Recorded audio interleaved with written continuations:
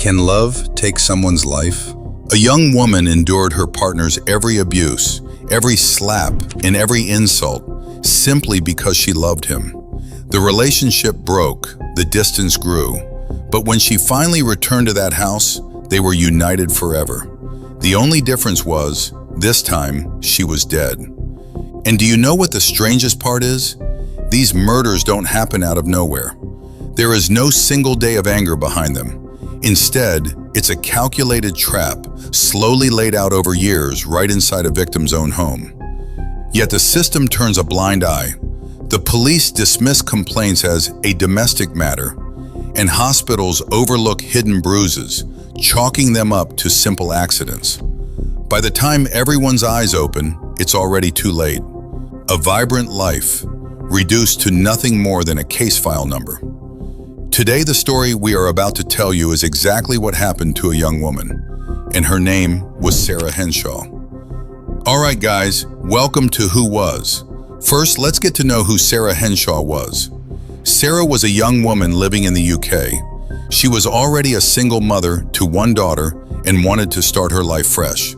Then, a man entered her life named Darren Hall.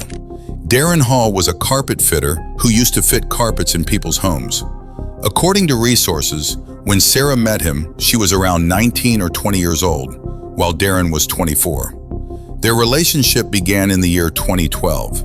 In the beginning, everything seemed fine, but suddenly, the true and dark face of this ordinary carpet fitter began to surface. He started controlling Sarah, monitoring her every move. The abuse didn't stop at emotional manipulation. In 2016, when Sarah was pregnant, carrying Darren's child, Darren shoved her hard against her stomach and physically abused her. She had to be rushed to the hospital. Their second daughter was born from this relationship. Sarah endured this cruelty, the beatings, and the abuse in silence for nearly 6 years. But when it became completely unbearable, around 2018, she left Darren and set up her own separate home. After moving out, Sarah started a new, peaceful life with her 2 daughters in Ilkeston, Derbyshire. She was raising her children as a single mother. But right here, a massive mistake was made. Even after breaking up, Darren Hall still kept a key to Sarah's house. The key was never taken back, and Sarah never changed the locks.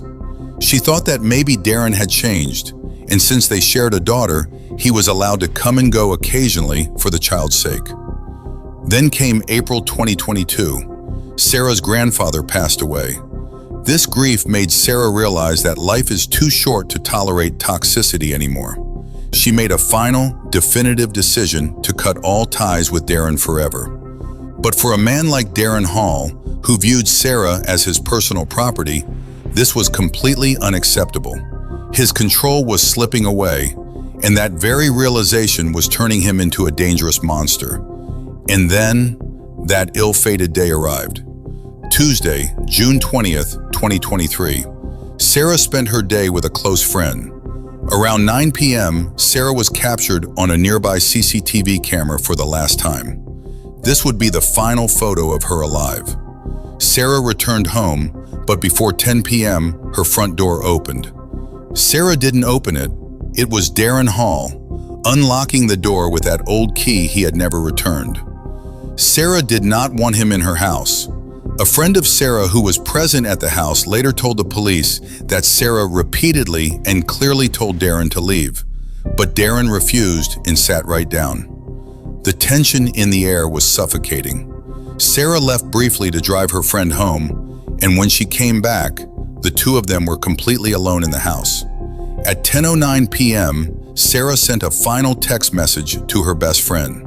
After this, she never spoke to anyone again. At 10:37 p.m., when her best friend texted back asking, "Are you okay?" there was no reply, and that reply was never going to come. That same night, Sarah's neighbor heard a loud bang coming from her bedroom. That sound was actually the final, desperate struggle for Sarah's life. Darren Hall, blinded by anger and a need for control, physically attacked her. Without using any weapon, he used his bare hands to violently strangle her. Darren choked the breath out of her until her body went completely limp and she passed away. Following that horrific struggle, a heavy silence suddenly covered the house. Not a peaceful silence, but the silence of death. Concerned, the neighbor texted Sarah's phone. A reply came back. "The dog had a seizure. Everything is fine." But that message was not sent by Sarah. It was sent by Darren Hall, trying to throw off suspicion and buy himself time to escape. But how long could Darren Hall run? Darren was a carpenter and carpet fitter by trade, and he owned a van that he used daily for his work. But that night, he used this van to cover up a horrific crime. He loaded Sarah's body into his work van, drove it out to a deserted woodland, and dumped it. Terrified of being caught on his way back, he disposed of Sarah's personal belongings at various different locations so the police would never find them. When the sun rose on the morning of June 21st, Darren was behaving completely normally, acting as if nothing had happened. Meanwhile, Sarah's family and friends were suddenly gripped by a strange, unsettling anxiety. The alarm was first raised by Sarah's best friend, who hadn't slept all night. The text she sent at 10:37 p.m. had gone unanswered, which was completely unlike Sarah. The next morning, she called Sarah repeatedly, but the phone was switched off. Panic turned into certainty when Sarah's mother, Lorraine, found out that Sarah hadn't contacted her daughters. Sarah loved her two daughters fiercely. She was the kind of mother who wouldn't leave them for even an hour without checking in. When 2 days passed with no sign of Sarah, the family's hearts sank. They rushed to her house on its street. There they saw Sarah's car parked right outside. If Sarah had left on her own accord, how could she leave her car and her daughters behind? Darren had done everything to mislead the family. He had gone back to Sarah's house, gathered her clothes and slippers, and thrown them into a nearby public waste skip. He wanted the police or family to think she had packed her things and run away. He lied to Lorraine and the neighbors, claiming, "Sarah had a massive fight with me in the morning and walked out. I don't know where she is."